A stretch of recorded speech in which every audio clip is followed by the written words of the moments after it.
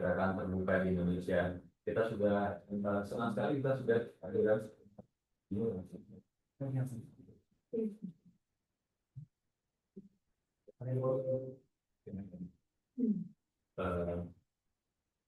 ya kita senang sudah kehadiran dua pembicara utama kita ya untuk meninjau kebijakan gerakan terbuka ini. Ada Pak Ari Juliano Grima, ya merupakan juga advokat dan praktisi hukum kekayaan intelektual dan juga bagian dari United Commons Indonesia.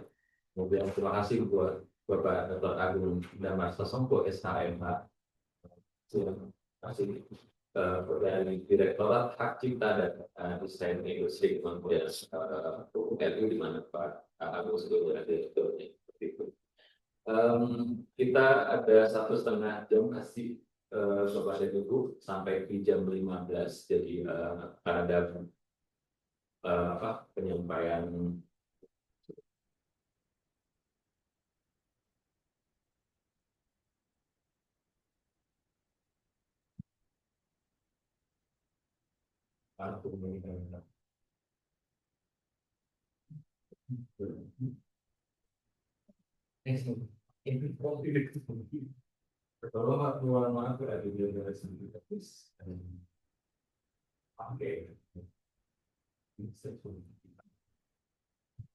Oke, baik.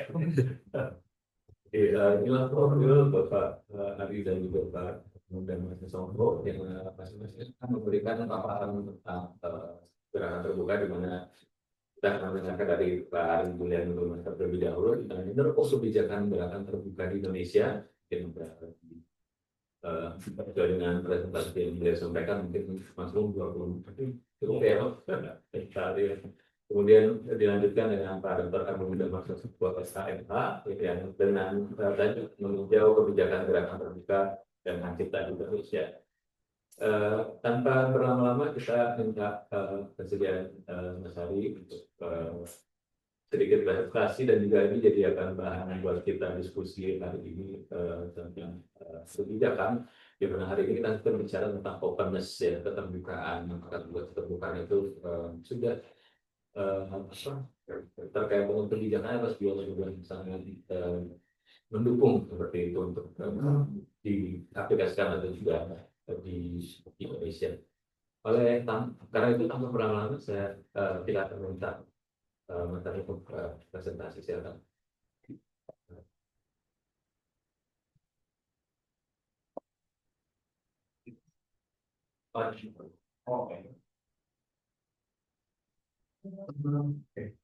Bismillahirrahmanirrahim. Assalamualaikum warahmatullahi wabarakatuh.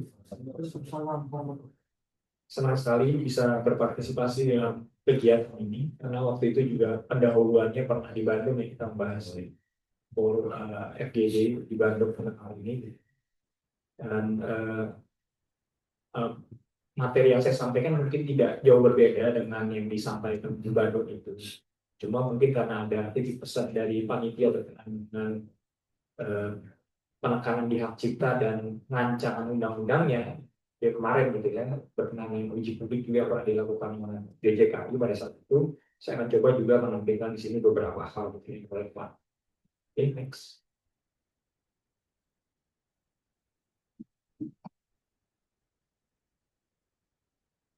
Ya, jadi mungkin kalau kita kembali lagi melihat apa sih yang menjadi objek dari gerakan terbuka ini, kan sebenarnya kita bicara data ya. Jadi data-data yang disampaikan apa yang kita coba bangun atau kembangkan untuk mendukung gerakan terbuka ini, kan sumbernya itu ada dari data bersifat proses publik, bersifat rahasia negara, data pribadi, dan data yang dilindungi dengan hak. Yang mana kalau kita bicara data, maka jenisnya adalah dilindungi hak cipta sama dilindungi dengan rahasia dagang. Jadi setidaknya ada 4 jenis ini yang perlu diperhatikan ketika kita menjadikan data ini sebagai objek dari gerakan terbuka tersebut. Yang mana kalau kita lihat di masing-masing jenis data ini, ya, data ini, maka kita bisa lihat itu bahwa masing-masing data tersebut itu sebenarnya punya undang-undangnya sendiri yang mengatur itu ya. Kalau data yang bersifat informasi publik itu ada undang-undang keterbukaan informasi publik, di mana di sana pokoknya semua informasi yang dihasilkan, dikelola, disimpan oleh badan publik itu yang terbuka, bisa bersifat terbuka dan dapat diakses. Kecuali, dan itu ada pengecualian memang, tidak bersifat rahasia negara, rahasia dagang, rahasia pribadi, gitu. Yang kita pahami adalah sebagai data pribadi. Gitu. Lalu kemudian data bersifat rahasia negara. Karena tadi disebut dalam Undang-Undang Keterbukaan Informasi berkenaan dengan rahasia negara, maka memang harus tetap kita perhatikan itu bahwa memang ternyata ada nih ketentuan mengenai rahasia negara. Walaupun rancangan Undang-Undang Rahasia Negara sampai saat ini belum disahkan gitu ya. Artinya masih dalam pembicaraan, tapi dalam KUHP nasional kita beberapa klausulnya menyebutkan tuh ada rahasia kepentingan negara di pasal 204 dan rahasia negara berhubungan pertahanan negara pasal 205 dan rahasia kepejabat profesi tugas dari pemerintah pasal 443. Yang kalau kita lihat di penjelasannya cukup jelas gitu. Jadi memang kita juga bingung gitu nah yang disebut rahasia negara jadinya apa gitu. Ya akhirnya klaim punya pemerintah aja gitu bahwa ini rahasia ya, ya udah itu dianggapnya rahasia. Makanya pentingnya mungkin adanya undang-undang rahasia negara itu sebab itu mungkin ya, sehingga harus clear gitu apa sih sebenarnya yang disebut rahasia negara itu. Uh, supaya tidak ada kebingungan dalam penerapan di lapangan. Lalu kemudian undang-undang data pribadi sendiri punya undang-undangnya belum ada data pribadi, jadi kita jelas sekali di sana ada ketentuan mengenai bagaimana melindungi akses gitu. Maupun mengelolanya nanti di sana. Dan yang kemudian data yang dimiliki hakim. Sebenarnya ada dua gitu yang relevan. Itu undang-undang hak cipta dan undang-undang rahasia dagang. Kalau undang-undang hak cipta nanti kita jelaskan lebih lanjut. Intinya berkenaan dengan karya di bidang seni, sastra, dan ilmu pengetahuan. Gitu ya. Dan undang-undang rahasia dagang itu adalah informasi yang tidak diketahui publik, punya nilai ekonomi dan dijaga kerahasiaan oleh pemiliknya. Sehingga seharusnya dengan adanya ketentuan yang undang masing-masing tersebut kita bisa lebih jelas untuk memahaminya. Gitu. Sehingga kalau kita coba ringkas data yang sudah publik terbuka untuk diakses sehingga sangat mendukung gerakan terbuka. Sedangkan data yang bersifat rahasia negara ya tertutup karena namanya rahasia ya harus tertutup. Gitu. Sedangkan data pribadi itu bisa diakses sebenarnya tapi dengan syarat tertentu. Gitu. Dengan perjanjian, persetujuan, untuk kepentingan umum, untuk kepentingan pertahanan dan lain-lain tersebut. Jadi ada persyaratan khususnya. Sedangkan data yang dimiliki haki, nah ini kalau data yang dimiliki dengan hak cipta bisa diakses. Kalau diakses untuk hanya sekedar dilihat, dibaca bisa. Tapi kalau untuk diakses maksudnya dipergunakan untuk kepentingan tertentu, nah ada persyaratan juga. Data yang dimiliki rahasia dagang jelas itu sifatnya tertutup. Karena namanya rahasia dagang, kalau sampai terbuka udah bukan rahasia lagi. Jadi clear bahwa rahasia dagang ini tidak bisa digunakan untuk mendukung gerakan terbuka. Nah, oleh karena itulah kalau kita coba masuk ke hak cipta gitu ya. Jadi di Undang-Undang Cipta ini sebenarnya prinsipnya kita bisa melihat dari pemahaman dan pengertian dari hak cipta, pencipta, dan ciptaan. Karena disinilah sebenarnya kunci dari prinsip-prinsip dasar hak cipta. Bahwa hak cipta adalah hak eksklusif. Gitu ya. Hak eksklusif itu artinya orang yang berhak melarang, mengizinkan maupun mempergunakan sendiri. Tapi di sana ada tegas menghadap pengaturan tanpa mengurangi pembatasan sehingga di Undang-Undang Cipta kita ada pembatasan-pembatasan yang mana tidak bisa hak eksklusif itu berlaku secara mutlak. Tetap ada pembatasannya sesuai dengan ketentuan peraturan. Lalu penciptanya siapa? Orang. Disebut tegas orang. Di mana dia bisa menghasilkan ciptaan yang memiliki sifat asal pribadi. Nah, ciptaannya itu apa? Yaitu setiap karya di bidang seni, sastra, dan pengetahuan dan diwujudkan dalam bentuk nyata. Artinya bukan sekedar ide, tapi sudah diimplementasikan, sudah difiksasi bahasanya. Jadi, yang mana kalau kita tadi bicara tentang pembatasan tadi, jadi hak eksklusif tadi. Tapi ada pembatasan loh di Undang-Undang Cipta. Nah, di Undang-Undang Cipta kita di bab 6 itu ada beberapa pasal yang mengatur tentang pembatasan gitu. Dari pasal 43 yang mengatur bahwa perbuatan tidak dianggap sebagai pelanggaran hak cipta, sampai kemudian yang hak itu pengumuman pendistribusian ciptaan oleh pemerintah untuk kepentingan nasional. Lanjut. Nah, ini mungkin satu pasal yang penting gitu ya, untuk kita lihat bahwa ada perbuatan tidak dianggap sebagai pelanggaran hak cipta. Di sini hak A sampai E gitu ya, dibilangnya bahwa untuk penggunaan lambang negara dan lagu kebangsaan yang sifatnya asli, artinya tidak diubah-ubah gitu ya, itu boleh gitu, tidak melanggar hak cipta. Makanya waktu itu sempat heboh kan ketika LMKN sempat bilang, pemutaran lagu Indonesia kebangsaan gimana? Bayar. Nggak bisa, salah gitu. Boleh gitu, nggak melanggar hak cipta kok. Tidak, lagu kebangsaan boleh. Yang kedua, penggunaan segala sesuatu berdasarkan oleh atau atas nama pemerintah. Gitu. Ya, pidato, dokumen-dokumen resmi pemerintah yang memang secara terbuka itu dipublikasikan, itu boleh. Pengambilan berita aktual dari lembaga penyiaran sepanjang sumbernya disebutkan secara lengkap. Namanya berita aktual itu 1 kali 24 jam. Jadi ya memang kurang lebih. Lalu perbuatan penyebarluasan konten hak cipta melalui media TI, TIK, gitu ya, yang sifatnya tidak komersial, atau pencipta tersebut menyatakan tidak keberatan. Ini memang kata kunci di sini gitu. Jadi kalau di di regulasi di Uni Eropa itu namanya opt out. Jadi bisa jadi pencipta. Jadi begini, misalnya kita posting-posting dari Instagram orang, kita copy paste posting segala macam, kan nggak komersial, boleh dong, boleh kalau berdasarkan. Kalau begitu penciptanya bilang, maaf ya, saya nggak setuju tuh, orang turunkan, jadi berhak gitu. Karena dia menyatakan keberatan gitu, artinya opt out, gitu. Dia menarik diri dari ketentuan ini. Nah, implementasi itu seperti itu kalau di Eropa opt out istilahnya. Jadi ya mau nggak mau, kalau memang ada permintaan dari penciptanya bilang begitu, ya udah kita harus tarik, take down. Dan yang B itu penggunaan potret-potret pejabat presiden dan lain tersebut. Itu diperbolehkan. Intinya ini tidak. Next. Nah, cuma dalam undang-undang RUU-nya, yaitu rancangan undang-undangnya, ada penambahan di terhadap tadi ketentuan tadi gitu. Ini masih RUU ya, artinya masih dalam bahasan. Bahwa untuk misalnya dokumen resmi yang tadi diumumkan oleh publik, gitu, itu boleh disebarluaskan. Tapi harus mencantumkan metadata atas dokumen resmi untuk mencegah modifikasi penyalahgunaan. Artinya nggak boleh diubah-ubah tuh dokumen-dokumen itu. Jadi nggak boleh direkayasa ulang. Gitu. Jadi harus fix. Dan juga ada sertifikat digital yang memastikan keaslian integritasnya. Jadi memang mungkin ini dibuat untuk supaya tidak ada berita-berita hoax gitu ya.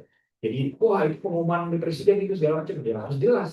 Ini pengumumannya template itu kayak begini, ini ada sertifikat digitalnya. Mungkin kayak gitu maunya, jangan sampai menimbulkan nanti ada isu-isu berkembang itu gara-gara dimodifikasi itu dokumen-dokumen pengumumannya. Dan yang kedua, potret dari pejabat-pejabat tadi gitu ya, itu boleh digunakan betul, tapi tidak boleh diubah, dimanipulasi untuk tujuan pertentangan dengan martabat, gitu kan? Tidak untuk tujuan komersial, gitu, dan setiap distribusinya itu harus ada metadata-nya. Jadi memang selalu bicara soal metadata, gitu ya. Oleh karena itu mungkin ke depan memang jadi tugasnya DJKI juga nih untuk menyediakan supaya bagaimana masyarakat mudah nih membuat metadata terhadap setiap karya-karya yang dihasilkan. Jadi kan di sini selalu ngomong metadata, metadata. Ya gimana masyarakat ngerti nggak soal metadata kan gitu.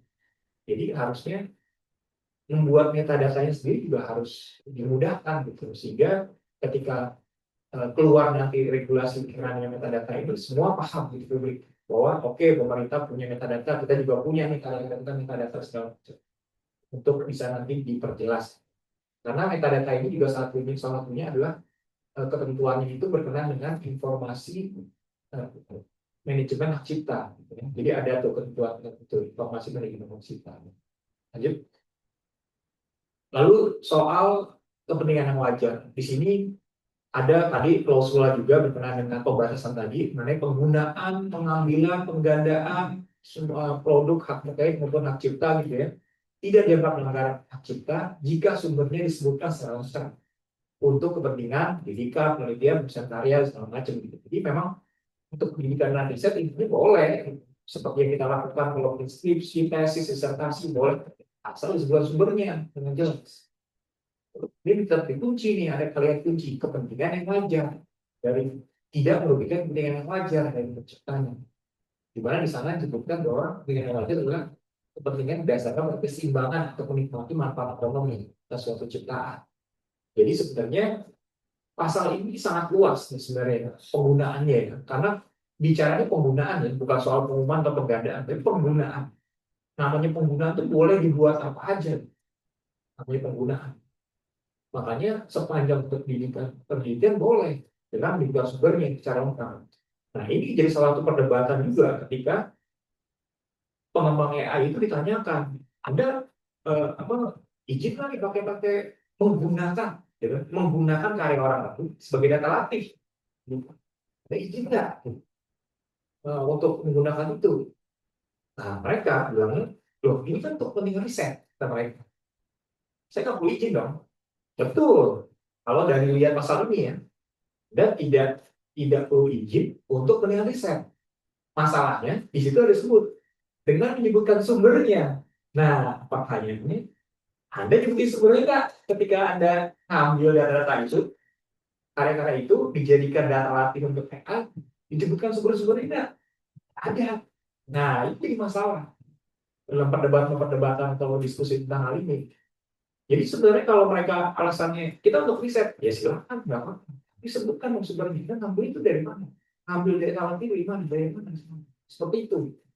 Jadi itu yang sebenarnya yang perlu juga jadi perhatian. Lanjut. Nah, lalu kemudian ke potret tadi. Ini kita bicara potret orang biasa, maksudnya warga negara, bukan potret tokoh ya. Jadi kalau untuk kepentingan reklame atau perikanan jelas harus persetujuan dari orang. Kalau untuk potret pelaku pertunjukan, jadi kalau kita nonton konser, potret-potret itu boleh sebenarnya. Kecuali kalau misalnya pada saat konser ada pengumuman, tolong ya jangan potret-potret yang mengambil video, dia harus nurut tuh. Nah beberapa pelaku pertunjukan bilang kayak gitu, kayak show-nya misalnya Panji gitu, Panji juga gitu kan. Kalau dia bikin show gitu, stand up, dia bilang nggak boleh video ya, udah nggak boleh kita. Jadi nonton aja nggak boleh video. Jadi boleh. Nah, sepanjang tidak ada pengumuman kayak begitu, kita boleh ambil.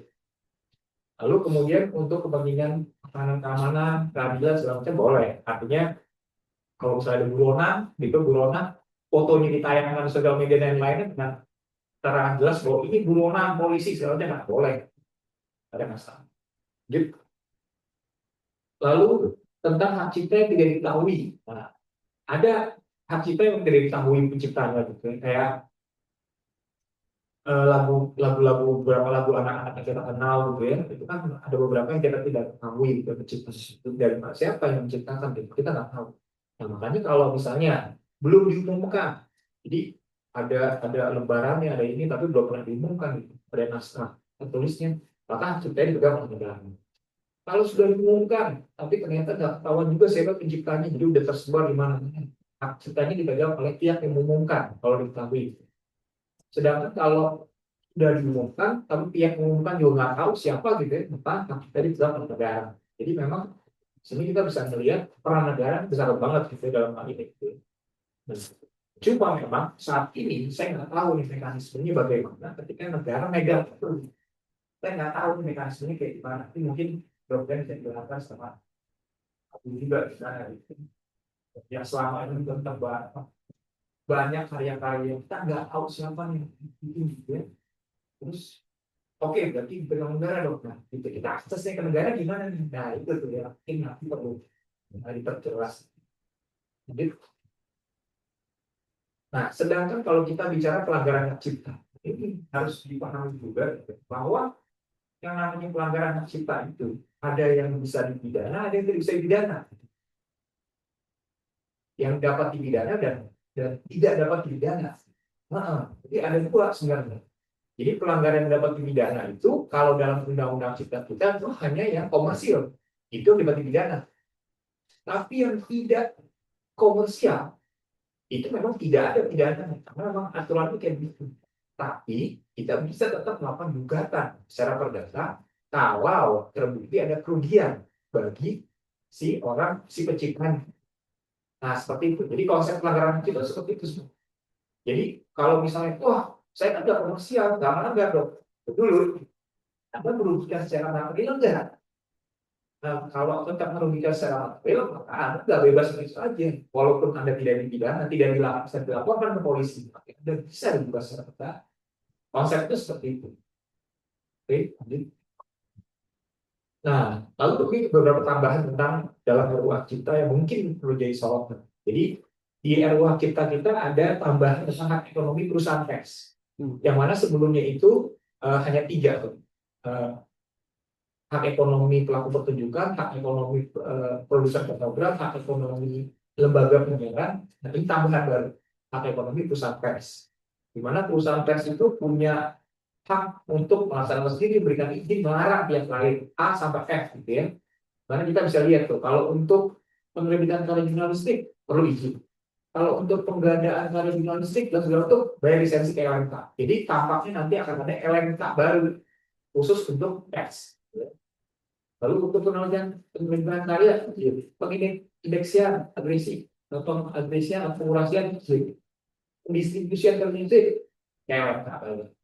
Komunikasi karya elektor ya. Jadi ada beberapa jenisnya untuk bisa kita menggunakan karya pers tersebut ya. Nah, seperti yang saya jelaskan. Lanjut. Nah, lalu yang kemudian juga penting juga untuk dilihat berkenaan dengan masa berlaku gitu. Di sini kita lihat gitu, ya, bahwa ternyata dalam RUH kita ada penambahan nih. Saya nggak tahu nih udah berubah belum. Ada penambahan nih. Hak ekonomi pelaku pertunjukan yang sebelumnya 50 tahun mau diubah jadi 70 tahun gitu. Lebih lama lagi. Proses monogram juga gitu. Dari 50 tahun mau diubah jadi 70 tahun. Sedangkan hak ekonomi lembaga penyiaran tetap, hak ekonomi perusahaan pers ada itu 20 tahun. Ciptaan itu penciptanya tadi di bagian negara diubah ditambah jadi 70 tahun. Ciptaan dari itu penciptanya yang megang itu juga ditambah 70 tahun. Saya nggak paham ini nanti bagaimana intinya dasarnya seperti itu. Karena begini, ini bisa jadi persoalan kalau misalnya ditanyakan sama teman-teman produser film. Produser film itu ketika dia membuat film, karya sinematografinya ini gitu ya, pelindungan itu 50 tahun terhitung sejak dia diumumkan, ditayangkan bioskop. Dan di RUU yang baru tidak berubah gitu. Sedangkan di situ produser fonogram yang membuat musik, jadi membuat musik rekaman gitu, yang di Undang-Undang Cipta 50 tahun diubah jadi 1000 tahun gitu. Secara logika bisnis, bikin film itu lebih mahal. Sehingga dia butuh pengembalian, butuh waktu lebih banyak untuk pengembalian harus. Sedangkan bikin musik sekarang lebih mudah. Tapi malah ditambah untuk komersialisasinya. Nah, ini jadi masalah sebenarnya menurut saya. Secara logika bisnis nggak masuk nih bagi produser film. Kalau memang mau ditambahin, harusnya produser film ditambahin juga gitu maksudnya. Nah, gue juga boleh dong punya hak untuk ditambahin gitu. Tahu, karena kita bikin film mahal, kita butuh waktu untuk kembaliin juga. Sedangkan produser program saat ini itu mudah sekali. Bikin musiknya mudah dengan teknologi yang ada, kanal untuk dapat distribusi banyak banget dengan streaming gitu. Jadi sebenarnya ternyata lebih mudah untuk mendapatkan pengembalian. Tapi kenapa ditambah? Nah, itu mungkin juga eh, bisa jadi pertimbangan tuh nanti kalau misalnya ada diskusi berkenaan dengan kenapa sih harus ditambah-tambah kayak gini. Artinya kan diperpanjang terus ini waktu masa berlaku semakin panjang gitu untuk bagi teman-teman gerakan terbuka gitu ya yang pengen menggunakan karya-karya ini untuk mendukung gerakan terbuka gitu seperti. Oke. Nah, yang juga satu ini sorotan nih, jadi tentang penambahan pasal pidana. Di sini ada pasal pidana berkenaan dengan pengumuman yang bertentangan dengan moral, agama, kesusilaan, dan ketertiban umum. Ada pidana penjaranya, ada dendanya. Saya nggak tahu tuh gimana mendeskripsikan moral, agama, kesusilaan, dan ketertiban umum. Gitu. Ini menurut saya sih agak itu juga. Ini perlu pendalaman nih kalau begitu. Dan yang kedua, pengumuman yang bertentangan dengan pertahanan tanah negara. Nah, itu balik lagi kita di rahasia negara tadi, pasti hubungannya. Jadi menurut saya ini, saya terus terang dari dulu, waktu saya terlibat dalam berbagai perumusan rancangan undang-undang, saya nggak pernah itu ada tindak pidana dalam undang-undang. Karena harusnya tindak pidana itu hanya di KWP semua, gitu. Jadi fokus orang gitu. Sedangkan yang namanya undang-undang itu kan harusnya mengatur hal-hal yang sifatnya umum, tata kelola gitu, seperti yang seharusnya seperti itu. Makanya ini menurut saya sih dua tambahan pasal ini agak mengkhawatirkan ya, kalau sampai disetujui ya, gitu. Karena pertama yang nomor satu itu penjelasannya, deskripsinya juga kita nanti akan membingungkan di lapangan. Yang kedua ini tentang rahasia negara yang seharusnya tidak masuk ke sini, harusnya masuknya ke undang-undang rahasia negara harusnya gitu ya. Karena tadi apa sih ciptaan-ciptaan yang dirahasiakan yang sebenarnya kita harus bisa melingkup di sana, bukan seperti di sini. Nah itu sebenarnya. Jadi, nah dengan demikian sebenarnya ini apa namanya simpulan saya gitu, bahwa untuk mendukung gerakan terbuka ini memang sebenarnya perlu didorong model lisensi terbuka sih. Mungkin yang sudah dijelaskan sama teman-teman tadi di awal, lebih pertegas kan. Jadi kalau hubungan orang ini boleh Pak, gitu. Tapi dengan adanya lisensi terbuka dengan logo posisi dan lain-lain tersebut, orang jadi lebih mudah gitu memahami. Oh, oke, saya boleh menggunakan ini. Oh, saya boleh menggunakan ini, tapi tidak boleh begini. Gitu. Itu kan jelas. Jadi jangkauan karya si pencipta itu bisa diakses di luar publik. Dan yang kedua, ini juga penting nih bagi pemerintah, menurut saya penting banget untuk difasilitasi adanya pangkalan data bagi karya yang sudah habis masa berlakunya. Karena saat ini DJKI itu sudah lumayan lengkap pangkalan data gitu, pangkalan KI, pangkalan data kayak terkenal. Gitu. Kenapa nggak tambahin satu lagi pangkalan data karya yang sifatnya public domain gitu? Wah, apa yang gitu menurut saya? Itu bisa diakses untuk apapun, termasuk untuk teman-teman pengembang AI yang ada di Indonesia yang butuh data lapis sebanyak-banyaknya. Menurut saya itu penting banget gitu. Jadi karena DJKI yang punya inventarisir pencatatan ciptaan, dia paling tahu harus nih. Oh, ini udah habis nih. Oh, ya kita bikin. Jadi teman-teman tinggal mudah mengakses. Kita mau bikin AI tentang film. Wah, itu data ini itu bisa public domain. Ambil. Kan mudah gitu. Jadi menurut saya itu juga bisa mendukung nanti gerakan terbuka tersebut. Jadi, nah, mungkin yang terakhir aja gitu, mungkin ini yang relevan gitu ya, saya ambil cukup relevan. Jadi waktu saya pernah diundang sama IHA, Indonesian Heritage Agency yang di bawahnya Kemendikbud gitu ya. Saya diminta menjelaskan gimana sih kalau mereka mau mengkomersialisasi aset museum dan cagar budaya ya. Menurut saya dalam peraturan undang-undangnya seperti ini gitu secara ringkas ya, bahwa ada benda, struktur, situs, kawasan cagar budaya yang kalau mau dimanfaatkan tersebut nih artinya itu komersil ya, itu harus dapat izin dari menteri. Gitu. Ada objek kemajuan kebudayaan gitu, dia punya undang-undang sendiri, undang-undang pemajuan kebudayaan, undang-undang kemajuan kebudayaan. Maka di sana dibilang bahwa kalau industri besar, jadi ada di sana tuh ada tuh identifikasi kriterianya industri besar dan juga pihak asing kalau memanfaatkan secara komersil harus izin dari menteri. Mana saya nggak tahu sekarang mekanisme ini gimana tuh izinnya itu, karena saya cari-cari siapa yang lembaganya yang mengizinkan itu siapa, belum ada tuh di sana. Lalu KIK, nah KIK ini ada juga PP-nya tuh di DJKI yang merumuskan waktu itu, ya. Ada pangkalan data KIK juga. Di sana kalau untuk memanfaatkan itu kita harus melihat beberapa hal. Satu, sifat sakral rahasianya itu bagaimana, sehingga kita berkonsultasi. Karena dalam beberapa KIK itu kita harus paham. Ada KIK yang nggak bisa sembarangan dipakai orang. Contoh simpel aja. Ternyata ada motif batik yang hanya boleh dipakai sama sultan. Jadi nggak bisa tiba-tiba, oh sultan tuh keren banget pakai ini, kita bikin orang-orang nggak bisa. Karena itu emang nggak boleh. Jadi pemahaman kayak begini itu harus konsultasikan ke masyarakat adatnya atau komunitas adatnya. Boleh nggak sih saya pakai ini untuk ini? Itu maka pentingnya konsultasi. Dan juga harus ada benefit sharing di situ, harus ada juga pembagian manfaat. Karena memang bagaimanapun juga supaya tadi intinya adalah supaya budaya yang lestari harus disupport nih. Gimana caranya? Ya benefit sharing. apa sih yang dapat manfaat di sini? Kalaupun dapat manfaatnya materi uang, atau sih ya dibagi. Kalau ternyata bukan manfaatnya uang gitu, ya mungkin pembinaan kepada mereka gitu.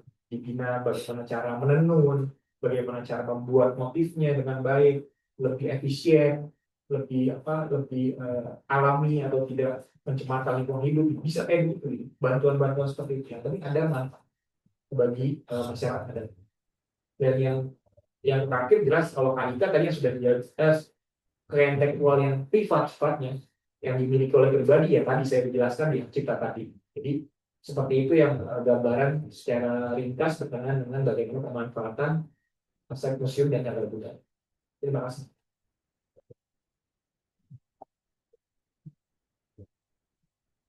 Baik. Terima kasih Pak Ari introduksi tentang cita ya juga tentang itu. Kita lanjut dulu untuk pembicara selanjutnya dari Pak Branfer Sonto SMA, Direktur Cita dan Desa Industri Kementerian Perhubungan Republik Indonesia.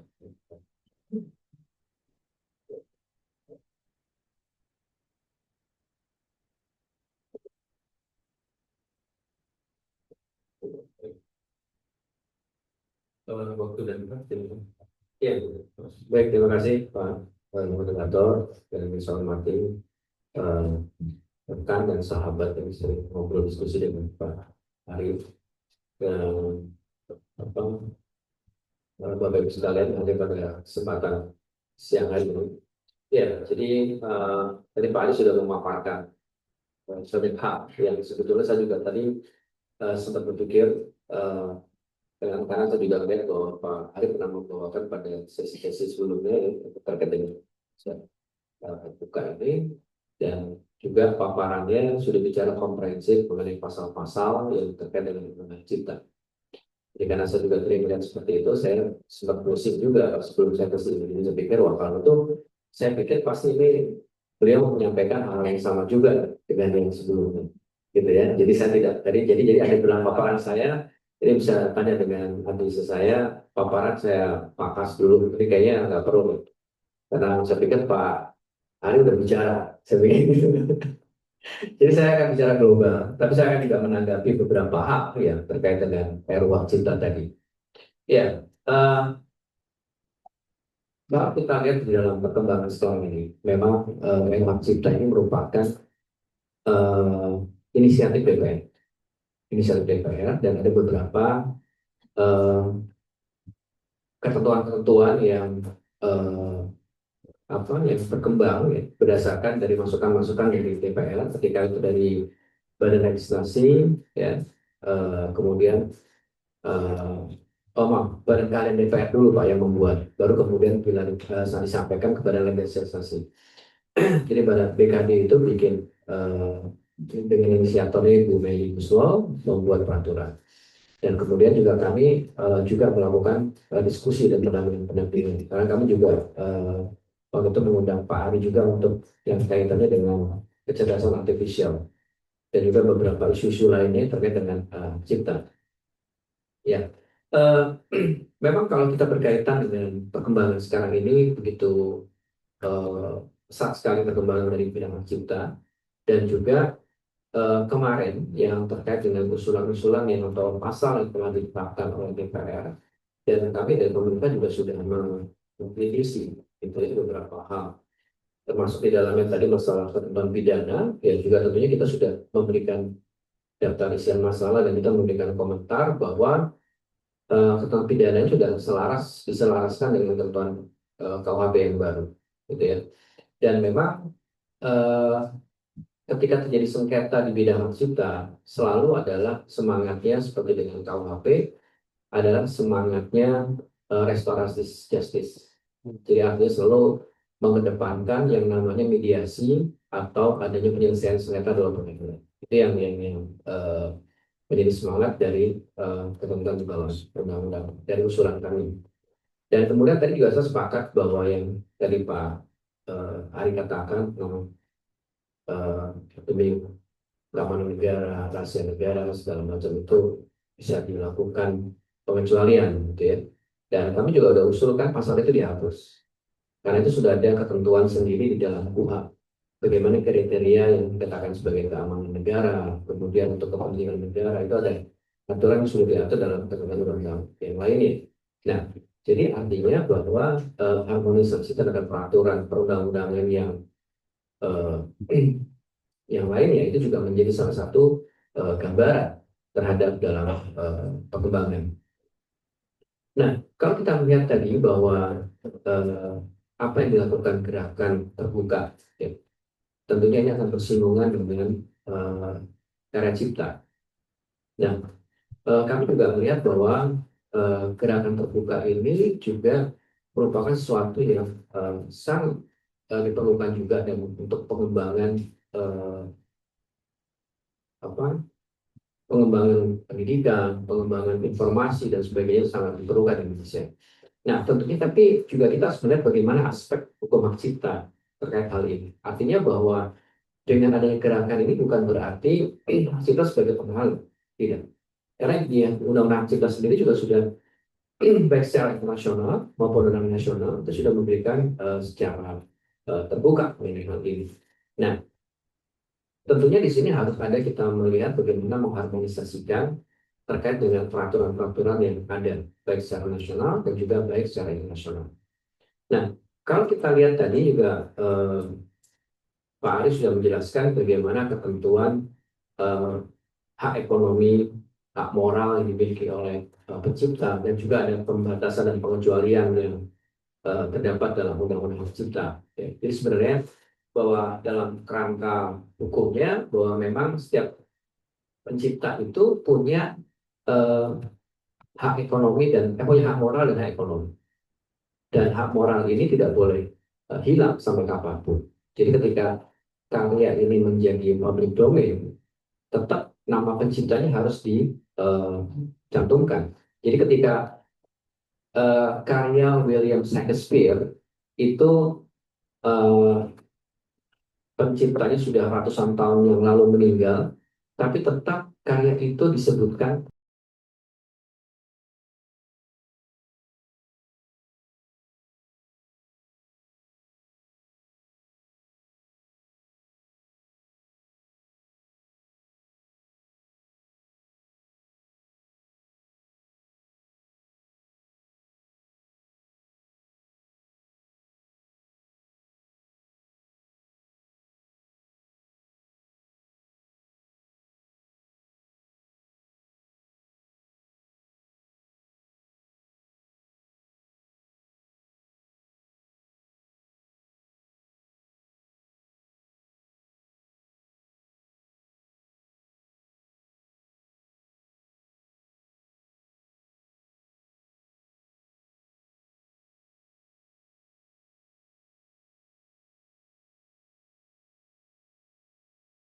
karena eh, hak yang melekat pada eh, karya tersebut itu dikembalikan kepada pencipta. Dia mau menegakkan haknya atau tidak. Jadi ketika ada orang menggandakan, tapi kemudian si pencipta mengatakan bahwa ini eh, diperbolehkan, saya tidak komplain, ya itu maka masuk ke dalam hak ekonomi kita. Ya mungkin bisa lihat dalam paparan saya yang slide kedua. Jadi sebenarnya kalau kita lihat dari dalam satu lagi, ini saya bicara umum aja. Nah ini sebenarnya kalau kita lihat dalam konsep dasarnya yang terkait dengan tiga pilar yang terkait dengan three-step test. Jadi sebenarnya selalu dikaitkan bahwa bagaimana sih ketika karya ini bisa diakses oleh publik, ya memang semua dikembalikan kepada penciptanya.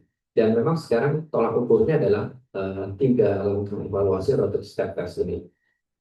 Pertama yang harus dilakukan adalah pertama bahwa kasus ini memang untuk digunakan dalam keadaan tertentu, gitu ya. Terus kemudian tidak mengganggu eksploitasi yang normal. Ya, artinya dalam artian eh, ketika karya ini diperbolehkan untuk menggunakan atau tidak perlu bayar, ya, Terus kemudian juga di sini tidak mengganggu kepentingan dari pencipta. Nah, ini salah satu international treaty yang sudah berlaku adalah terkait dengan Marrakesh.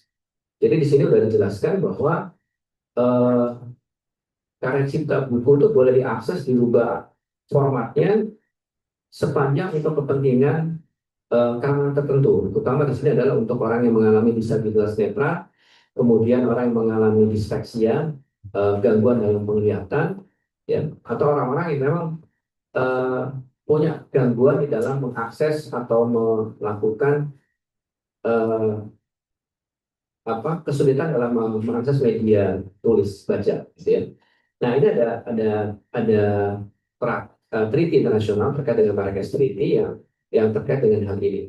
Nah, artinya bahwa sebenarnya secara internasional ini salah satu contoh kasusnya, artinya boleh saja orang melakukan akses apapun kalau sepanjang memang dari penciptanya memang membolehkan, gitu ya. Artinya memang harus ada notifikasi dulu bahwa pencipta memang membolehkan. Dan traktat ini juga disepakati oleh semua para pencipta dan semua negara, dari semua negara itu mengatakan bahwa itu boleh untuk kepentingan tertentu. Artinya pertama yang menjadi catatan adalah ketika ini menjadi akses terbuka, tentunya prinsip dasar yang harus dilakukan adalah ada notifikasi dari penciptanya. Jadi karya yang tadi akan dipublish menjadi akses terbuka, tentunya ada klaim dari penciptanya bahwa ini diperbolehkan untuk semua orang yang bisa mengakses. Ya, next.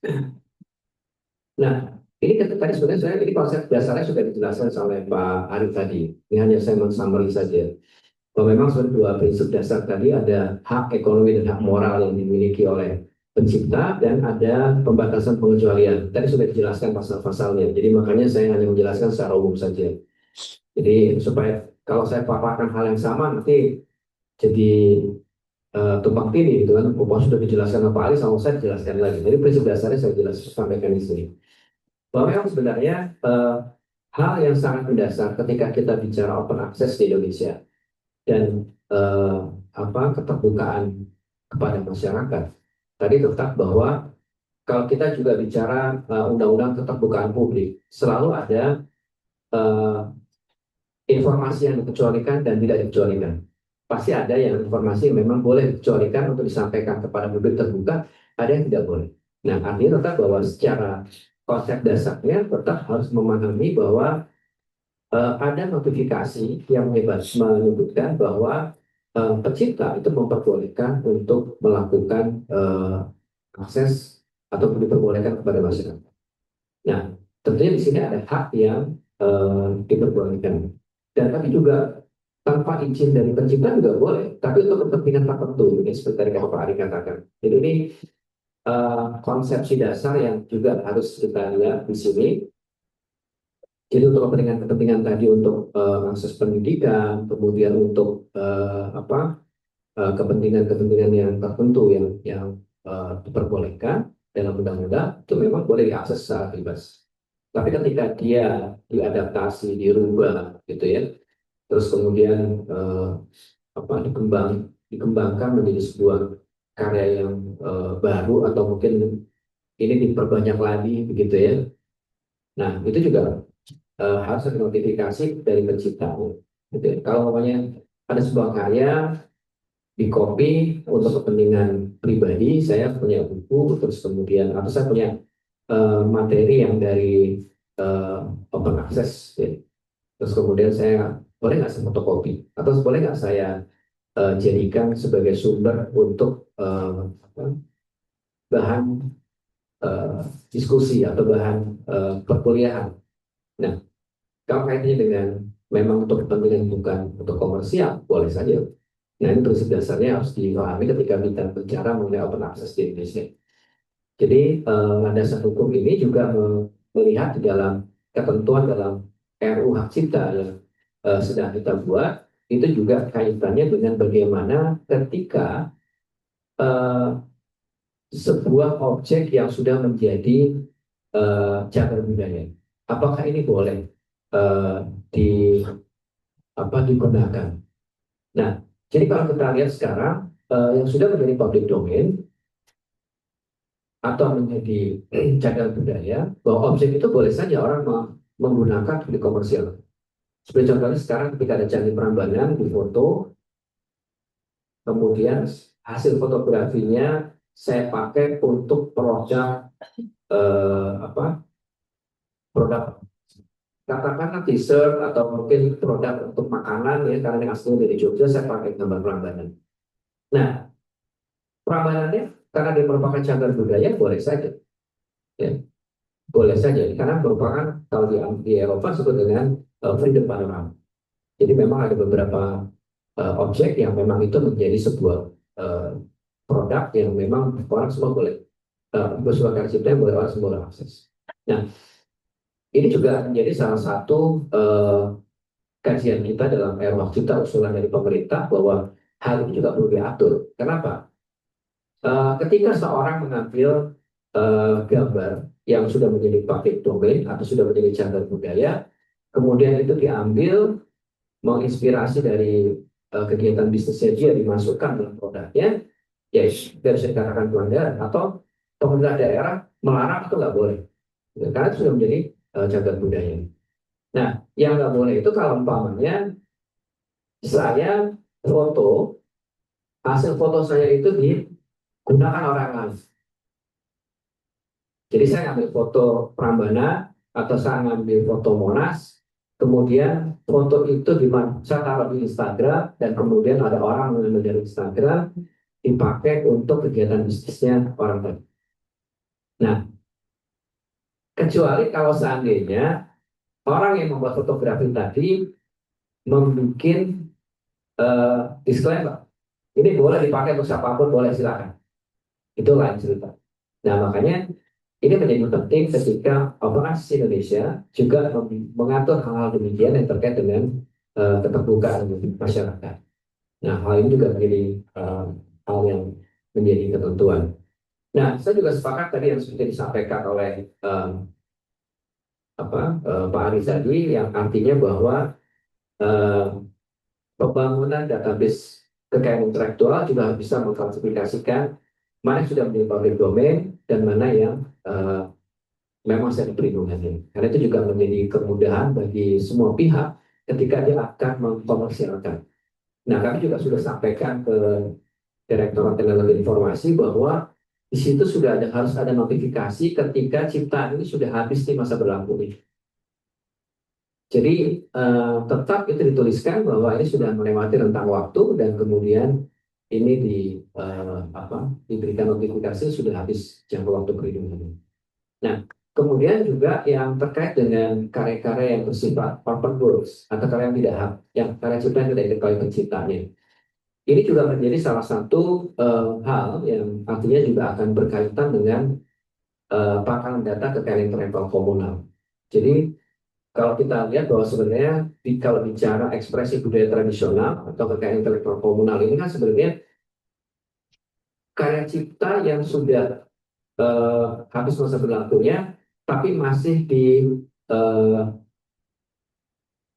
masih dilestarikan gitu, oleh masyarakat sekitarnya.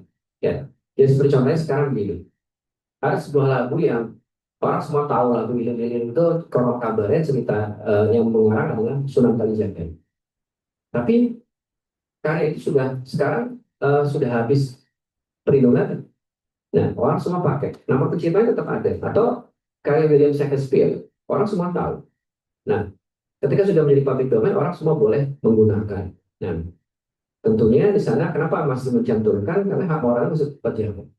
Tapi hak ekonomi sudah nggak ada. Nah, ini yang tadi saya sepakat bahwa itu yang menjadi batasan harus jelas. Nah, kenapa itu menjadi penting? Ada satu kasus yang menarik ketika seorang dalang itu protes kenapa ketika dia manggung bikin konten di YouTube terus kemudian lagu itu dimonetize, katanya lagu-lagu itu masih punya hak cipta. Mereka merasa bahwa ini lagu daerah yang sebenarnya masih sudah menjadi public domain. Kadang-kadang orang keliru di dalam melihat ini lagu-lagu yang sudah dinyanyikan secara lama itu sudah nggak ada hak ciptanya. Contoh kasus ada lagunya eh, apa Kinato Sabdo. Kinato Sabdo itu meninggal tahun 80-an. Karya ciptanya itu masih berlaku sampai sekarang. Ada lagu Praulaya, terus kemudian apalagi banyak sekali beberapa lagunya. Orang mengira itu lagu-lagu yang sudah menjadi warisan budaya, tapi tidak, itu masih ada perlindungan hak ciptanya, karena penciptanya meninggal pada tahun 80-an, terus kemudian eh, sekarang masih berlaku. Jadi antara warisan budaya tradisi yang orang mengatakan lagu daerah pasti bicara lagu tradisi. Nah ternyata banyak lagu-lagu yang dibuat oleh seniman-seniman daerah yang memang itu dibuat masih dalam jangka waktu perlindungan. Jadi sangat penting konflik seperti itu terjadi. Nah, tadi saya sepakat bahwa memang itu yang menjadi salah satu concern kita, bahwa ini juga menjadi perhatian, dan bahkan eh, kita sekarang sedang membangun pusat data lagu dan musik yang saat sekarang ini kita sudah eh, apa memperjuangkan gitu ya, dan kita sudah mengajukan pengaturan baru bahwa untuk lagu dan atau musik itu ketika mendapatkan permohonan hak cipta itu 0 rupiah. Jadi para musisi, para pencipta lagu itu bisa memasukkan data-data. Tujuannya apa? Ini untuk memperkaya database terkait dengan lagu dan atau musik. Jadi kita lihat bahwa ini yang menjadi salah satu perhatian. Nah, nah, demikian juga lagu-lagu daerah yang merupakan warisan budaya tradisi itu juga kita kejar untuk bisa diajukan, diidentifikasi atau diverifikasi, dan kemudian kita lihat mana yang lagu daerah ini memang betul warisan budaya tradisi dan mana yang memang eh, karya yang baru. Nah itu yang dicatatkan menjadi di pangkal data karya intelektual yang bersifat personal dan yang komunal. Nah, tentunya di sini juga nanti akan memudahkan mana yang sudah menjadi public domain dan mana yang memang masih jadi personal, yang seperti itu katakan oleh Pak Ari tadi.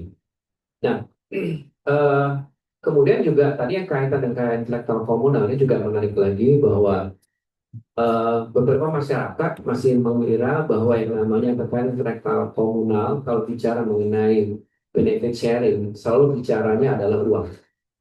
Ini karya dari daerah tertentu dan kemudian dipakai oleh masyarakat lainnya atau oleh pihak asing, dia harus mendapatkan benefit sharing dalam bentuk uang. Nah ini tidak seperti itu, tapi paling tidak ada bentuk benefit sharing yang artinya tadi seperti contohnya eh, apa mempromosikan budaya tersebut ke wilayah lain, itu merupakan sebagai benefit sharing. Nah, eh, beberapa hal lagi yang tadi juga mungkin kita sampaikan terkait dengan film, ini menarik sekali dan ini juga yang kami kritisi, bahwa dalam undang-undang cipta kita itu untuk karya sinematografi itu perlindungannya sejak pertama kali dipublikasikan.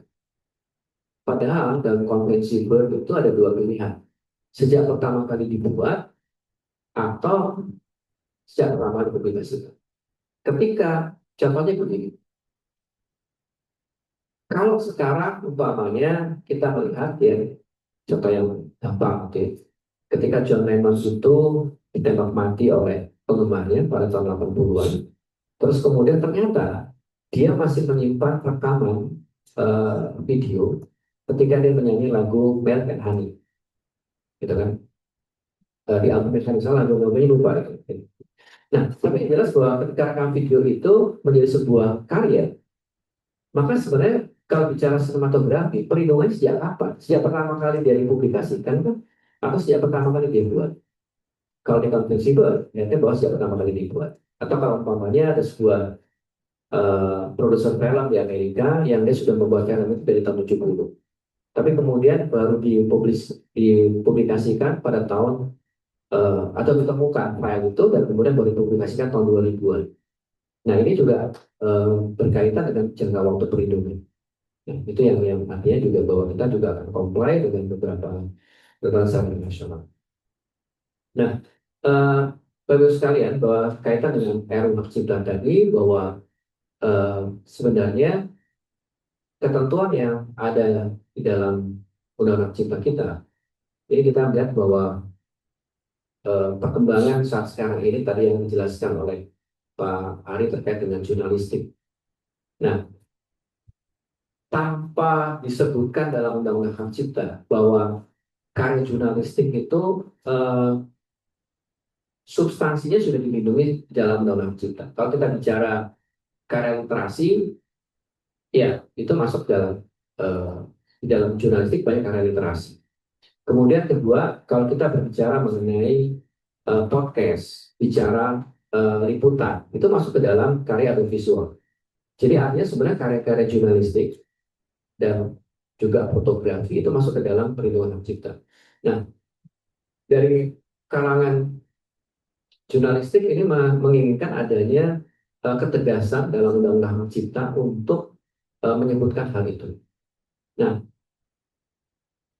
kenapa itu perlu? Karena mereka melihat bahwa saat sekarang perkembangan era digital, juga kita melihat dalam perkembangan kecerdasan artifisial, banyak sumber-sumber yang digunakan itu bersumber pada karya jurnalistik. Nah, tinggal sekarang kita melihat bagaimana pengaturannya, gitu ya, pengaturannya di Indonesia. Jadi kalau kita melihat bahwa dalam perkembangannya, kalau di Australia itu dikaitkan dengan undang-undang monopoli. Artinya bahwa ketika ada pemanfaatan secara jurnalistik, yaitu harus menggunakan bisnis ke bisnis, yang artinya bahwa mereka harus membayar kompensasi dan kemudian membayar remunerasi kepada perusahaan pers. Nah, kemudian aspek di dalam di Eropa, ya, itu lebih kuat kepada perlindungan kepada karya cipta, gitu ya. Karena di Denmark sendiri sudah ada lembaga manajemen kolektif yang memang khusus di bidang karya jurnalistik. Nah, ini yang apa namanya yang terjadi, dan mereka lebih concernnya adalah ketika karya-karya jurnalistik dilakukan pemanfaatan kepada sebuah karya yang komersialkan, yang untuk kepentingan tadi seperti secara artifisial dan sebagainya. Nah, jadi ini gambarannya Pak, kalau menurut saya yang apa berdasarkan ketentuan undang-undang bahwa memang open access di Indonesia. Coba next, mungkin yang slide yang terakhir. Ya, jadi sebenarnya kalau kita bicara langkah strategis peta jalan yang terkait dengan masalah gerakan terbuka Indonesia, yang tadi yang perlu dipahami adalah bagaimana standarisasi tentang lisensi atau izin Pak sebetulnya. Kalau biasanya lisensi itu menyeramkan gitu ya, mungkin izin ya dari pencipta atau yang disclaimer dari pencipta, dan memang dia boleh melakukan apa namanya akses kepada karya yang dihasilkan. Dan tentunya tadi yang seperti tadi Pak Ari katakan, saya sepakat bahwa harus ada harmonisasi aturan yang di internal, yang di Indonesia maksudnya, di Indonesia yang terkait dengan hal tadi. Jadi artinya bahwa ketentuan-ketentuan yang berkaitan dengan itu, ketika bicara terbuka publik dan sebagainya, kita juga harus lihat bagaimana aturan-aturannya, dan ini juga memudahkan untuk bisa memberi akses kepada masyarakat.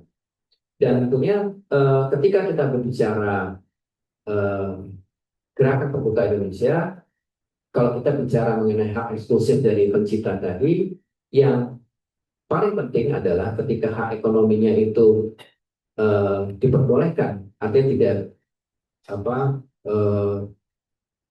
boleh orang bisa mengakses secara bebas, artinya hak ekonominya diizinkan gitu Pak, dikesampingkan gitu ya. Nah, tapi tetap hak atribusinya, hak untuk mencantumkan nama pencipta tetap harus disebutkan. Itu yang paling penting Pak. Jadi boleh pokoknya menggandakan segala macam, tapi nggak boleh mengubah nama penciptanya, gitu ya.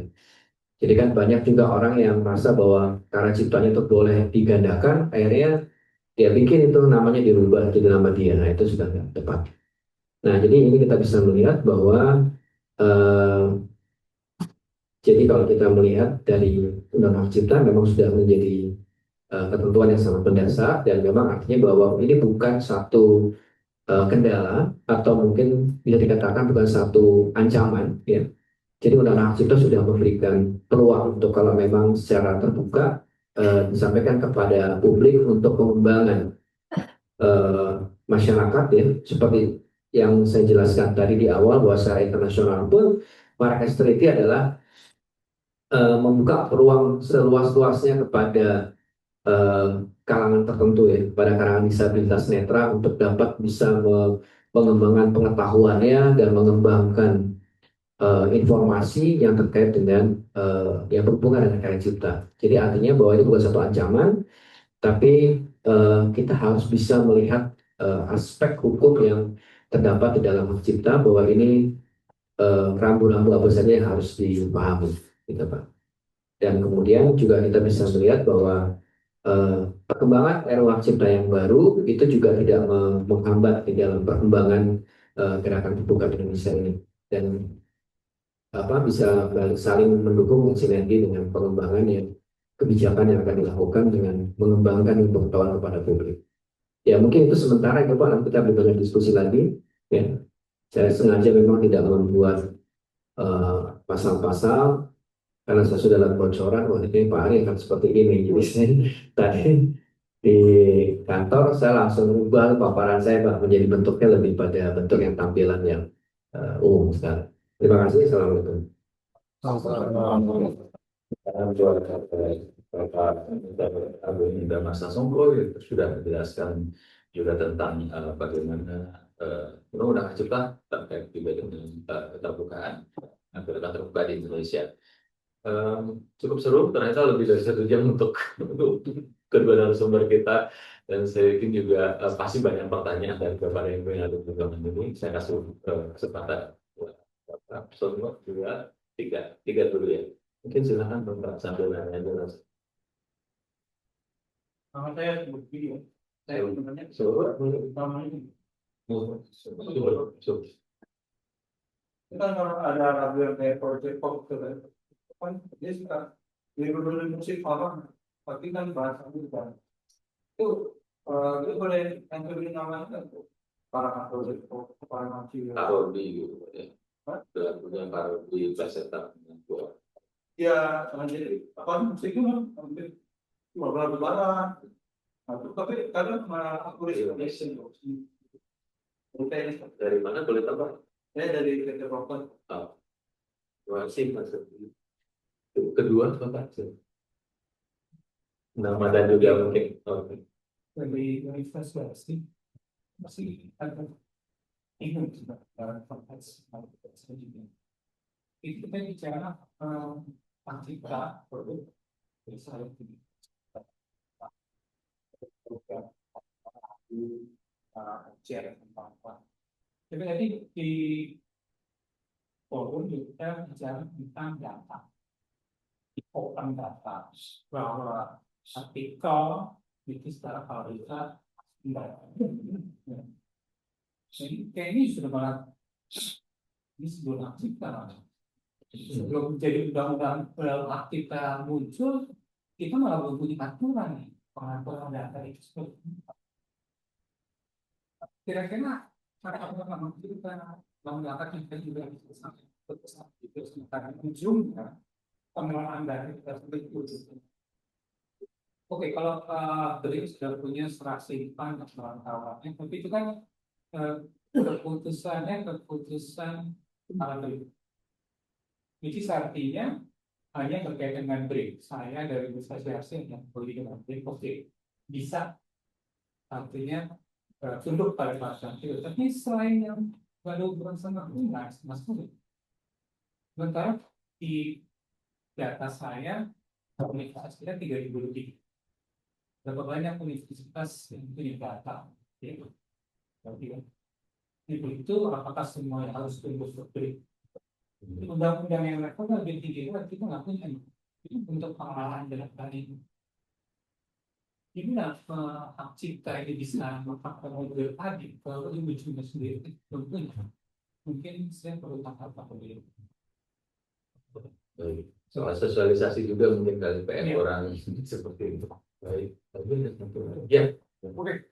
Assalamualaikum warahmatullahi wabarakatuh. Selamat siang semuanya, Bapak Ibu yang terhormati. Perkenalkan, nama saya R. Cahyo Prabowo dari Universitas Terbuka IT Perguruan Tinggi Negeri.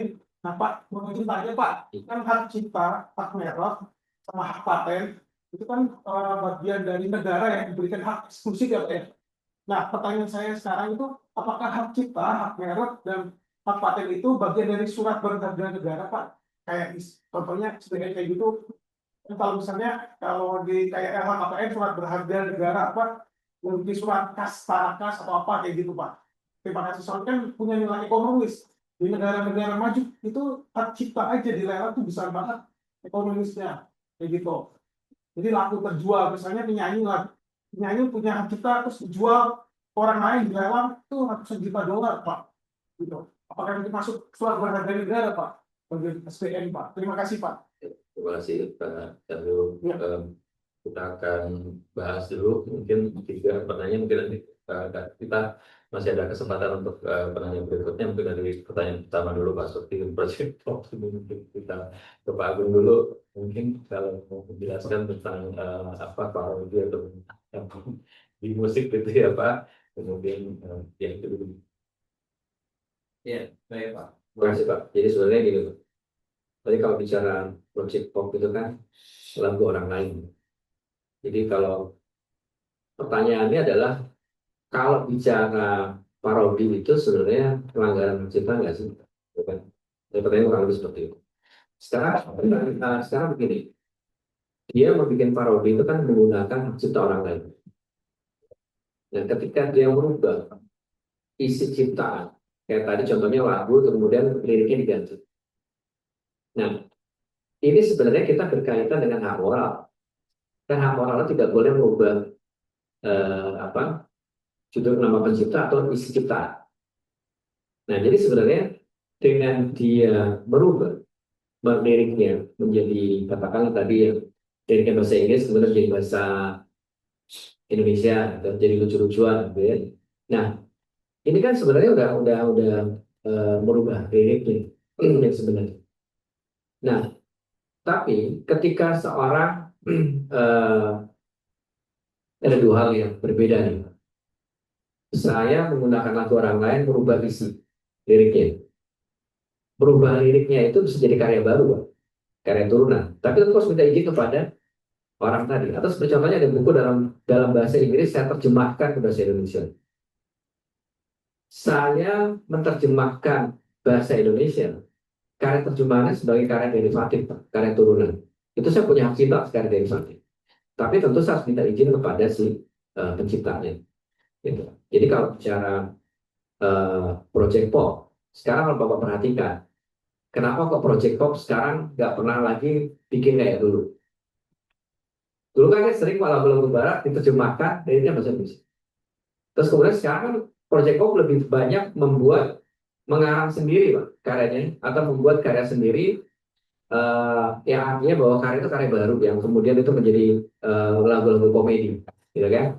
Nah, ya karena pada masa itu memang sebenarnya ini kan kaitan dengan industri, akhirnya mereka juga mendapat teguran lirik seperti itu. Ya, jadi akhirnya tetap bahwa harus minta izin.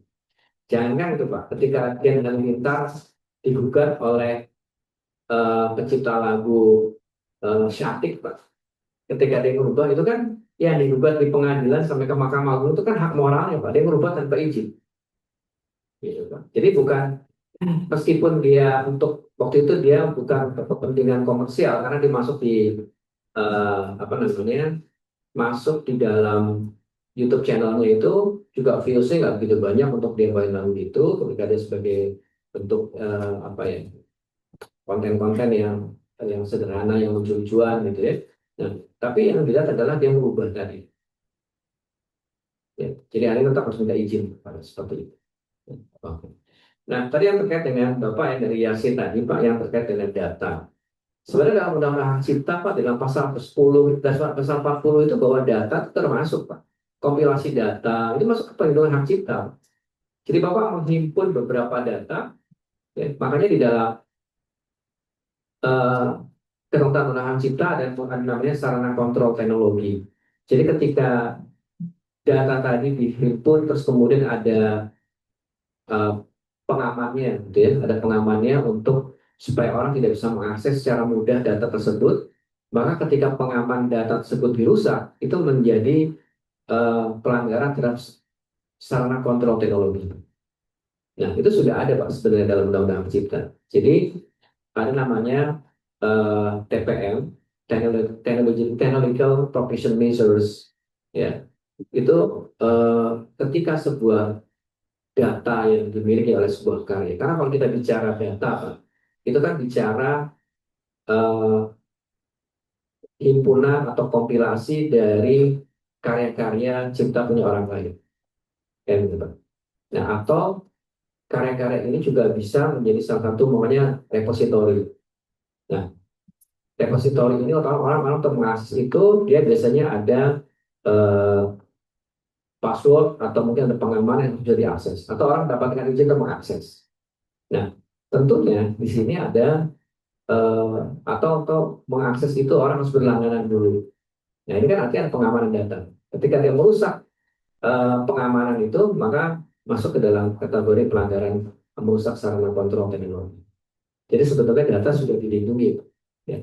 Jadi makanya di dalam pencatatan ciptaan itu ada yang namanya mencatatkan database. Database apa isinya adalah kompilasi dari konten-konten ciptaan.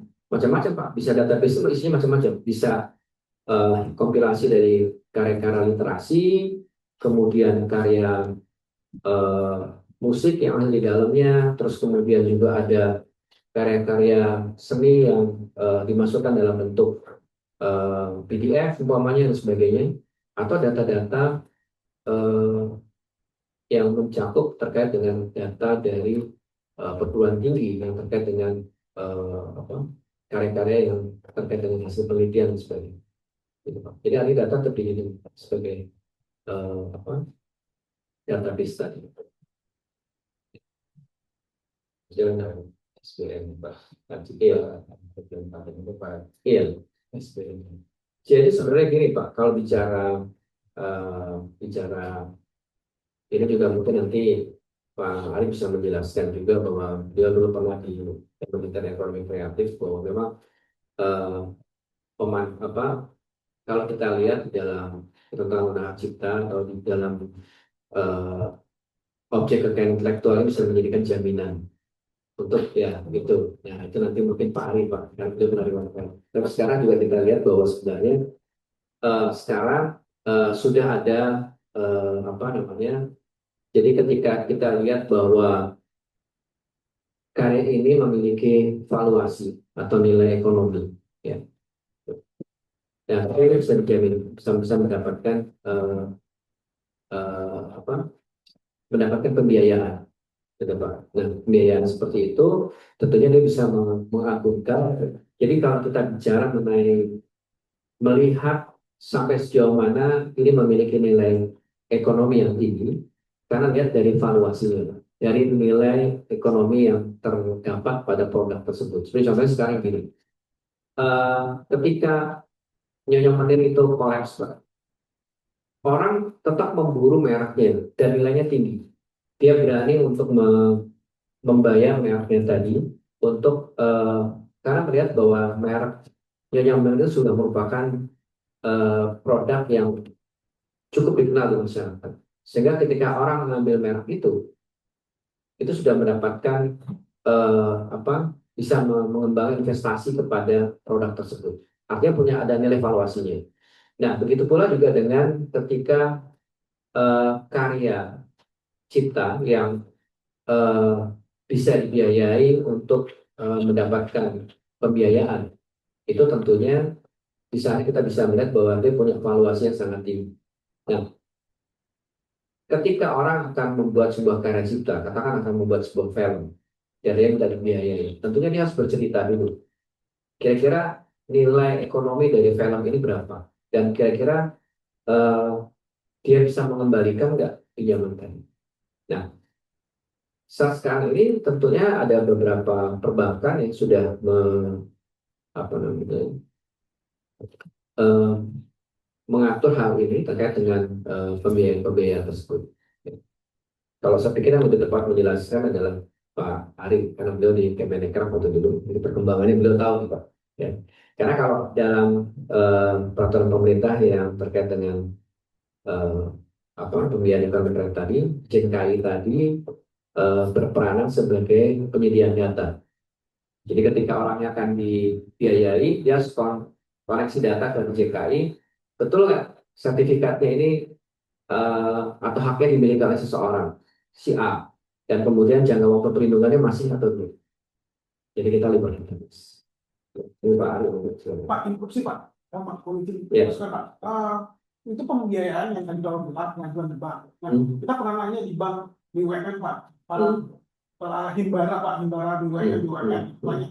Itu dia nggak paham Pak mengenai hak cipta surat pencatatan kita itu ada nilai ekonomis dan nilai uangnya, moralnya dia nggak paham. Semua sampai pimpinan himbara itu nggak ada yang paham. Pasti memang ada pencairan dana boleh dipakai teman sertifikat pencatatan ciptaan, sedangkan di negara-negara maju itu cuma di selembar uang itu uang itu cair gitu loh Pak. Saya herannya justru ini betul. Iya, justru itu Pak yang sekarang iya, artinya gini Pak, itu sudah dibicarakan dengan Kementerian Keuangan, bahwa Kementerian kita sudah bicara dengan Kementerian Keuangan, dan itu sudah ada langkah-langkah yang dilakukan antara Kementerian Keuangan dengan perbankan, ya. Oleh karena itu BRI juga sudah mengeluarkan PUR-nya Pak, yang berbasis pada kekayaan intelektual. Jadi artinya sudah mulai ada hal seperti itu. Ya. Jadi artinya memang kalau Bapak bicara 3 tahun yang lalu, ya memang seperti itu kondisinya. Tapi sekarang perkembangannya sudah mulai pesat. Sekarang sudah mulai ada peranan dari Kementerian Hukum dan juga dari Kementerian Ekonomi Kreatif yang juga sama-sama kita duduk bareng datang ke Kementerian Keuangan, ya, ketemu Pak Menteri Keuangan dan sudah membicarakan mengenai itu. Monggo Pak. Terima kasih Pak. Update Pak. Terima kasih. Silakan Pak Ari untuk berkomentar. Oke. Pertanyaan yang pertama sepertinya sudah dijawab dengan cukup lengkap ya Pak Agung. Yang kedua sama Pak Arifin. Pak Warjo dari YASI. Jadi kalau kita bicara data, memang Pak, acuan saya adalah proyek satu datanya Indonesia. Ya. Artinya ketika bicara data di sana, data set yang isinya macam-macam itu Pak. Ada hasil survei, hasil penelitian, grafis, kemudian intinya apa namanya dokumen pemerintah, pengumuman dan lain-lain. Isi seperti itu. Jadi macam-macam banget. Sehingga kita perlu klasifikasi yang diberikan misalnya investasi ke BRIN ini apakah hasil-hasil penelitian gitu kan segala macam. Nah, ini perlu kita klasifikasi dulu gitu. Nah, sehingga nanti perlu juga di internalnya ya sendiri perlu ada pengaturan yang jelas nih berkaitan dengan hasil penelitian dari dosen maupun mahasiswanya.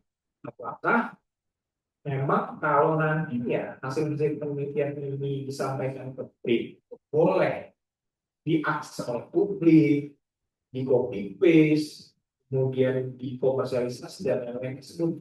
Ini perlu clear dulu di internalnya sendiri. Sehingga nanti begitu nanti udah clear berkenaan itu baru bekerja sama dengan BRIN. Yang BRIN-nya pun ketika kerjasama ini harus paham dengan aturan internalnya YASI menurut saya. Nah bagaimanapun juga sumber dananya tersebut adalah dari YASI. Dalam hal ini Sivitas Akademik Cerminiannya YASI. Jadi menurut saya itu dulu yang harus dibenahi. Aturan internal YASI dan harus klop atau sinkron dengan nanti kebijakan BRIN sehingga begitu nanti masuk sebagai data set utuh yang dikelola oleh BRIN ini semuanya tidak akan melanggar aturan internal dari YASI. Menurut saya itu seperti itu Mas modelnya. Sehingga nanti kalau kita bicara aturan secara umum jangan sampai saling bertabrakan. Karena saya paham sekali, maksudnya di perguruan tinggi pun sebenarnya sudah ada aturan-aturan untuk berkaitan dengan bagaimana publikasi penelitian, bagaimana akses ke penelitian dari Sivitas Akademika dan lain-lain tersebut itu harusnya sudah ada. Seperti itu. Ya.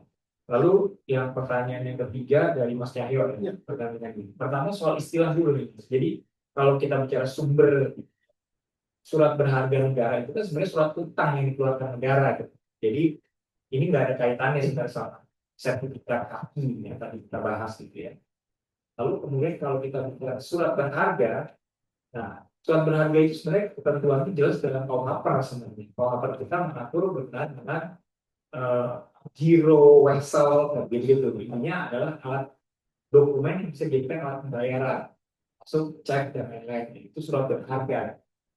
Nah, kalau konteksnya sertifikat haki yang akan dijadikan jaminan untuk pembiayaan, ini aturannya kita gunakan di aturan Undang-Undang Ekonomi Kreatif dan juga PP-nya berkenaan dengan tadi skema pembelian berbasis KI gitu model.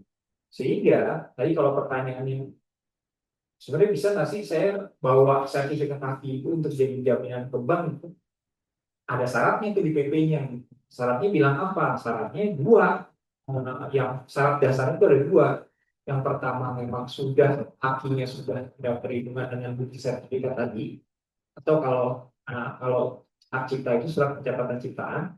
Dan yang kedua sudah dikomersialisasikan, sehingga ketika bank menerima itu, dia sudah bisa memvaluasi berdasarkan komersialisasi ini.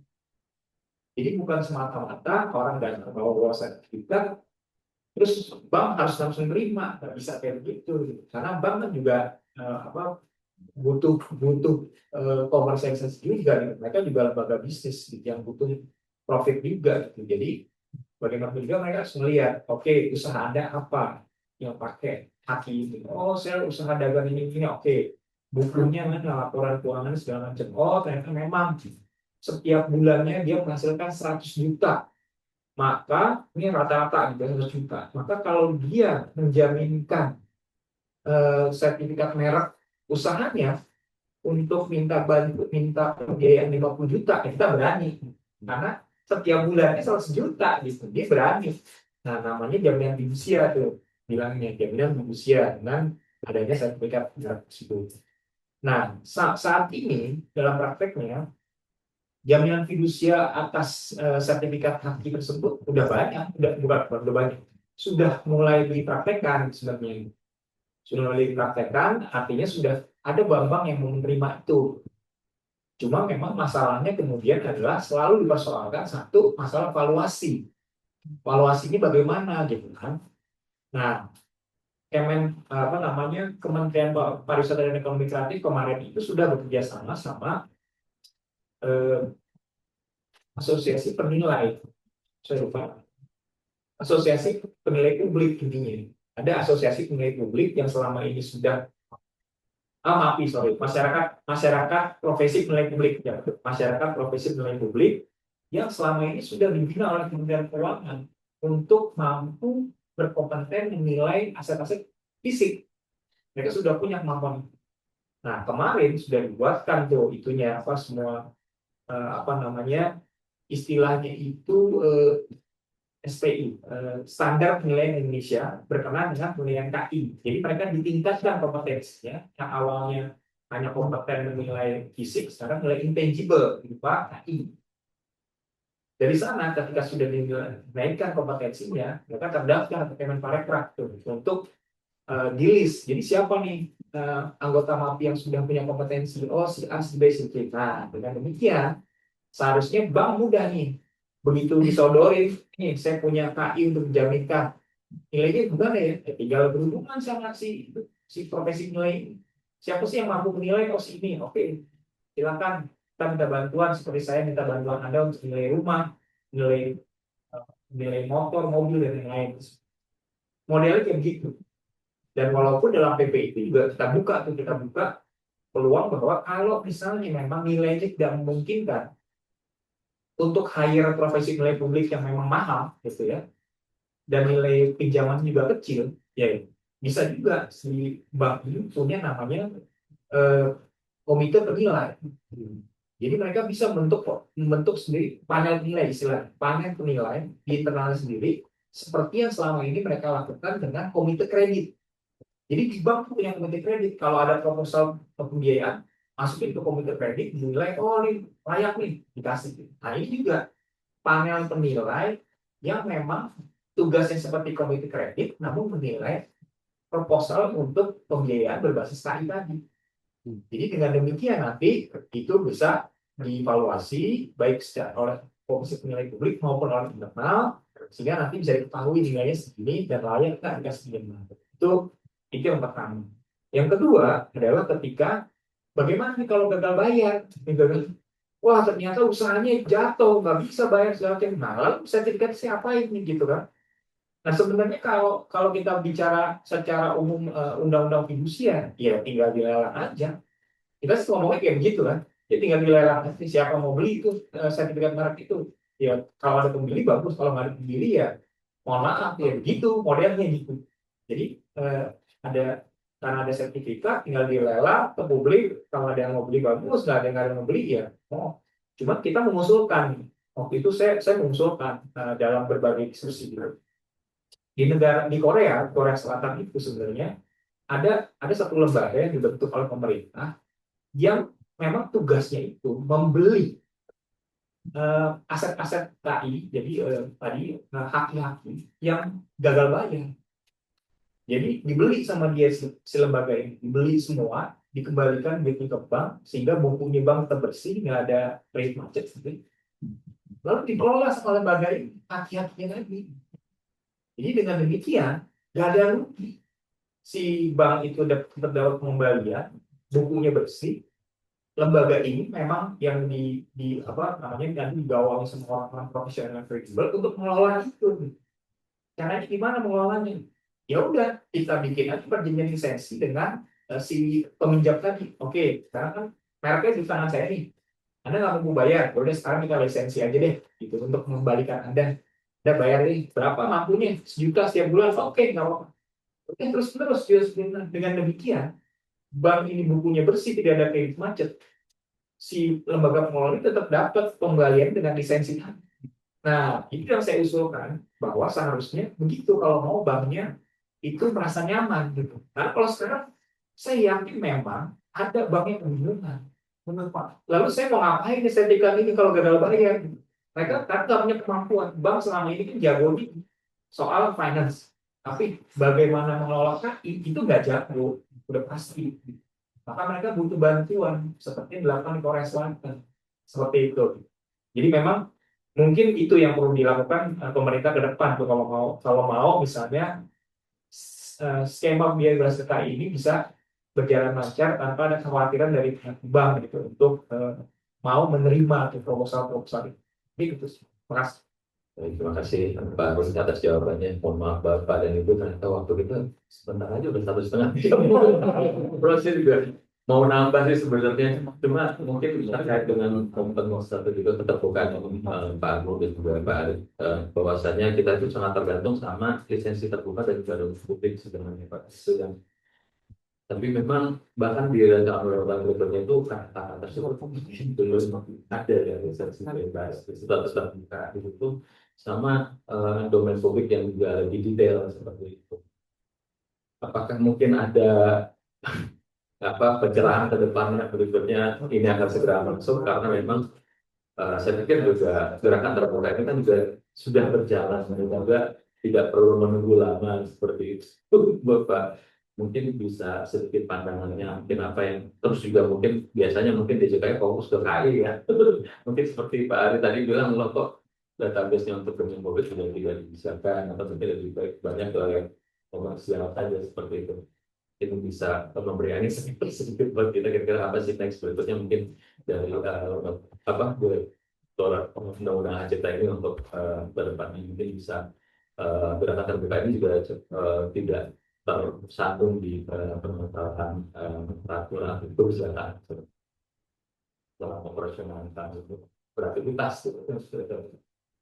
Ya, baik Pak. Jadi saya mungkin terpikir juga dan saya baca sama Pak Ari. Jadi mungkin perlu juga disebutkan tentang RUU Cipta gitu Pak. Dan jadi saran saya begini,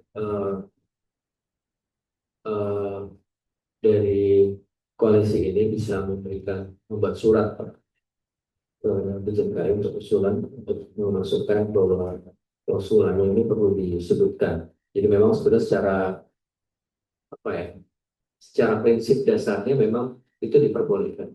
Tapi paling tidak hal ini juga bisa tertulis gitu, semaktub di dalam ketentuan tersebut.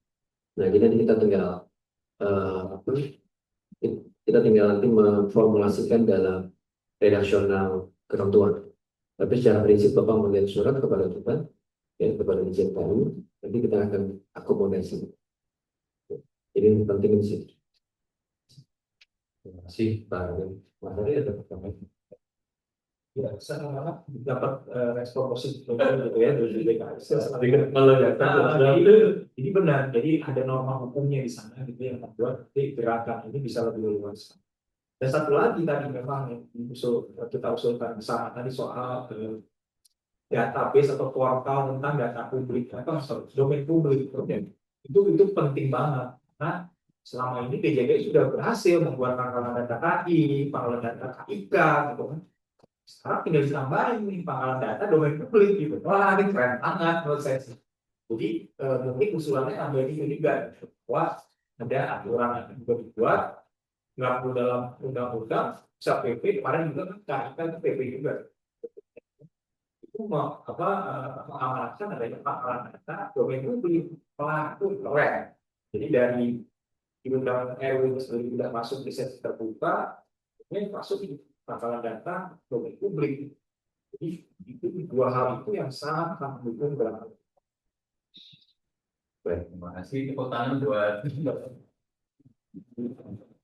Pembicaraan kita sore ini, mohon maaf Bapak dan Ibu, saya yakin banyak pertanyaan lagi selanjutnya. Mungkin kalau ada pertanyaan berikutnya mungkin bisa ke email ya Bapak, mungkin bisa sebutkan. Oh, email saya Damar 212 semua Damar 2612@gmail.com. Sama nanti kalau ada teman-teman di sini yang mungkin pengen tahu lebih banyak. Nah, kalau saya Ari.Julian@gmail.com.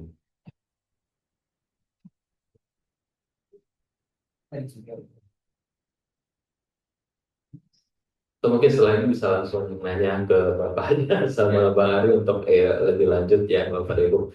Karena memang waktunya kita tidak mau menyita banyak waktu lagi dari pembicara kita dan juga Bapak dan Ibu, karena memang acara kita sudah berakhir sampai jam 3 ini. Terima kasih banyak antusiasme dari teman-teman untuk keterbukaan ini. Kita berharap ini memang pertama kali kami ngadain Open Indonesia.